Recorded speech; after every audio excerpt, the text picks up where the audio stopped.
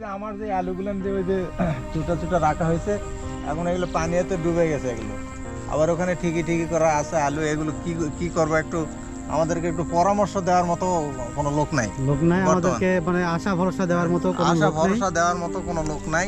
আমরা খুব বিপদে আছি। আলুর দাম তো এমনি এত কম, লেবারের খরচের টাকা তো হচ্ছে না। কি যে আমরা করব, আমরা কি করব, মানে আমাদের মাথায় কোনো কাজ করতেছে না। সেটাই, তার উপর আবার এই যে বৃষ্টি হচ্ছে এখন, মানে মরার উপর খাড়ার ঘা যেটা বলে, এই বৃষ্টি হওয়ার বৃষ্টি তো কারণে আলু বার হয়ে গেছে বৃষ্টি খুঁটের আলু তো কিন্তু বার হয়ে গেছে, এতে পানি জমে আছে। এলা কি করা হবে এখন?